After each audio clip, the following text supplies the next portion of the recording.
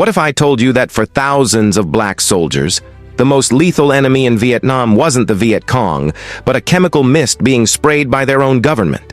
Imagine surviving the Tet Offensive only to realize decades later that your own country had poisoned your blood while you fought for them. This isn't a theory. It is a documented, systematic tragedy that is still claiming lives in 2026. According to declassified Department of Defense records from 1965 to 1971, the U.S., that Air Force dropped nearly 19 million gallons of defoliants over the jungles of Vietnam under Operation Ranch Hand. But here is the wait what moment.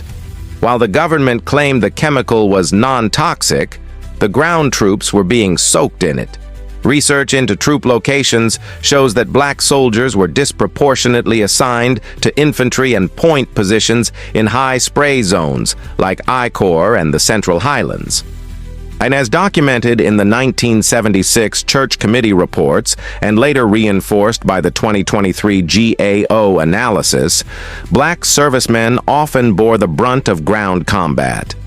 This meant they weren't just near the spray, they were sleeping in contaminated soil, drinking water from poisoned streams, and breathing in the dioxin-heavy residue left on the canopy. One young veteran famously said before his death in 1978, "I died in Vietnam, and I didn't even know it." The poison in question was TCDD, a byproduct of Agent Orange that is one of the most toxic substances known to science. According to a 2021 cohort study published in JAMA Neurology, veterans exposed to Agent Orange are nearly twice as likely to develop dementia compared to those who weren't.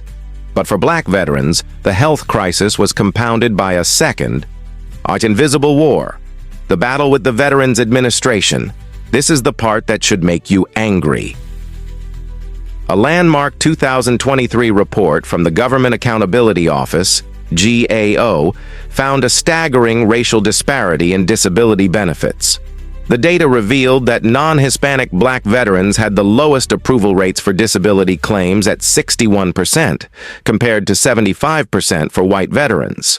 For decades, the VA denied that cancers, respiratory failures, and mobility disabilities were linked to the herbicide, forcing thousands of black men to die in poverty while waiting for an apology that came too late. The toxicity didn't stop with the soldiers.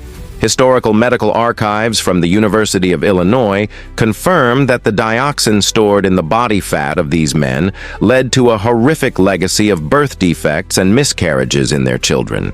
The government had effectively poisoned the future of an entire generation of black families. But as we look at the PACT Act updates in 2026, we see a slow march toward justice. The VA has finally added hypertension and MGUS to the presumptive list. But for many, the damage is irreversible.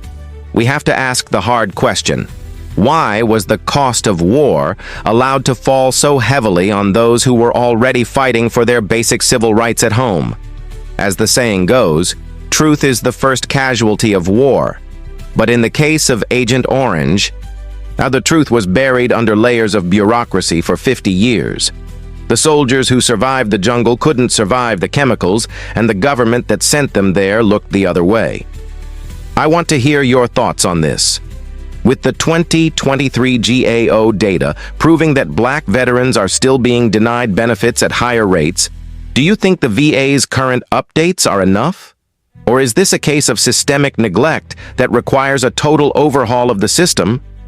Drop your comments below. Let's bring some light to this buried history.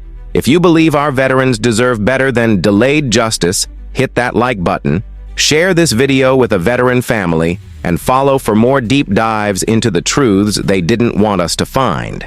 Stay informed, stay vocal, and never forget the cost of the secret war.